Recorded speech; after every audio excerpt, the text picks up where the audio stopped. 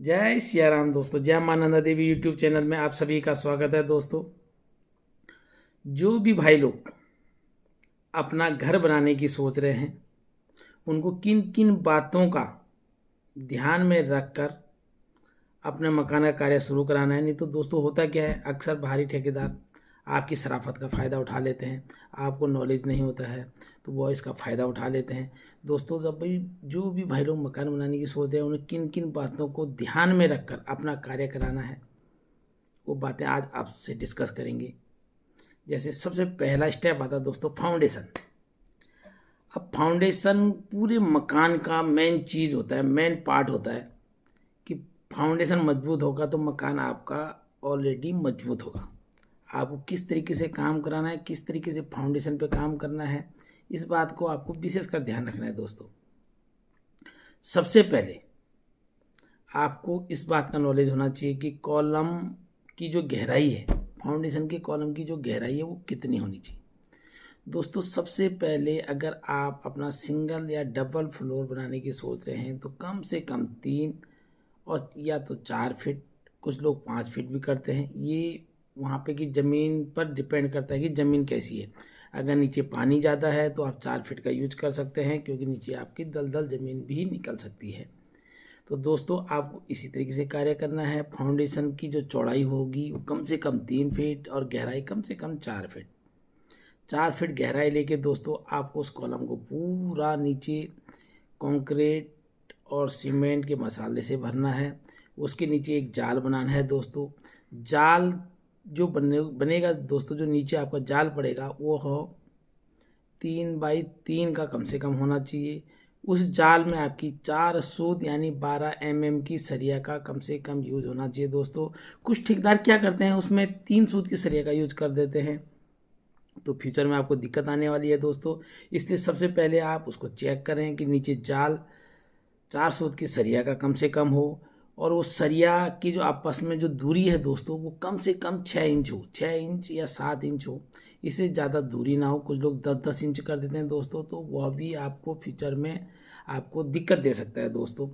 तो जो नीचे आपका जाल बनना है दोस्तों, उस पर आपने कम से कम 4 सूत के सरिये का यूज करना है। और जो आपके ऊपर को आती है दोस्तों कॉलम, इसके बाद आता है कॉलम का नंबर। आपको जो कॉलम है, अगर आप अपना सिंगल या डबल फ्लोर बनाने की सोच रहे हैं तो उसमें कम से कम 6 सरिया का यूज हो। और 6 सरिया में जो दोस्तों वो 4 सूत से नीचे 12 mm से नीचे आपकी सरिया उसमें नहीं लगनी चाहिए दोस्तों। और सरिया में आपका जो रिंग है दोस्तों, मैं पहले भी वीडियो बना चुका हूँ कॉलम को लेकर। आप चाहें तो हमारी वीडियो में जाकर पुरानी वीडियो देख सकते हैं दोस्तों। कॉलम की जो दूरी है दोस्तों, कॉलम में जो रिंग की दूरी है वो कम से कम 7 इंच और 6 इंच से अधिक नहीं होनी चाहिए। जो रिंग है दोस्तों, जो रिंग का ओपन पार्ट होता है वो विपरीत दिशा में होना चाहिए। इस साइड को हमने कॉलम का पार्ट रिंग का पार्ट खुला है तो दूसरा रिंग का पार्ट आपका दूसरी साइड को होना चाहिए। इस तरीके से कॉलम में है दोस्तों। अब इसके बाद आता है गिट्टी, रेता और सीमेंट। हमको कॉलम में कितना कितना यूज करना है दोस्तों। तो कॉलम में हमें कम से कम 3 परात सीमेंट एक कट्टे में आता है दोस्तों, तो हमें करना है 1 परात सीमेंट, 3 परात दाना, 3 परात रेता, कम से कम ये हमें कॉलम में यूज करना है दोस्तों। इससे कम हमें नहीं लगाना है, यानी 3-1 का हमको मसाला उस पर लगाना है। इससे कम बिल्कुल भी यूज नहीं करना है, नहीं तो फ्यूचर में आपको दिक्कत आने वाली है दोस्तों। कॉलम के बाद दोस्तों हमारा अगला नंबर आता है स्लैब का, यानी लेंटर का। लेंटर पे दोस्तों हमने अधिक सरिया नहीं लगानी है, अधिक मोटी सरिया नहीं लगानी है, वजन लेंटर पे नहीं बढ़ाना है। तो उसमें हम अपनी आवश्यकता के अनुसार, स्लैब के अनुसार, अगर स्लैब लेंटर की जो मोटाई होती है दोस्तों कम से कम 5.5 से 6 इंच रखना है।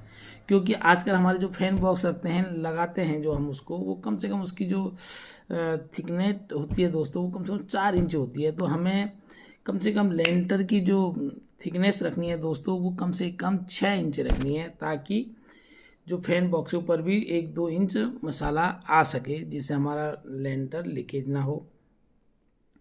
और हमें उसमें जो सरिया का यूज करना है, 3 सूत और 4 सूत की सरिया का कम से कम यूज करना है दोस्तों।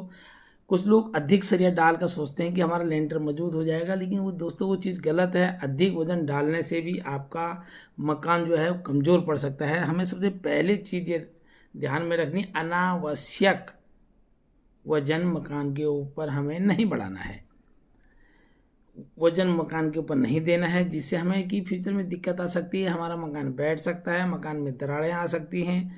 इस बात का ध्यान रखना है। और लेंटर का से पहले हमें एक चीज़ का और ध्यान रखना है दोस्तों, सीढ़ी। हमारी जो सीढ़ी है दोस्तों वो कम से कम 3 फीट या 4 फीट चौड़ी होनी चाहिए। सीढ़ी की दोस्तों जो ऊंचाई होती है, सीढ़ी की जो ऊंचाई हमें रखनी है एक स्टेप से दूसरे स्टेप पे जाने के लिए, वो कम से कम 6 से 7 इंच रखनी है।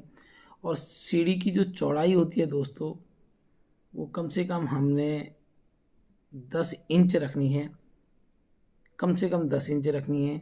और टोटल जो सीढ़ी की जो लेंथ होती है वो कम से कम 3 फीट या 4 फीट रखनी है दोस्तों। इस बात का हमें विशेष ध्यान रखना है अपने घर बनाते समय। और दूसरा हमें रखना है दोस्तों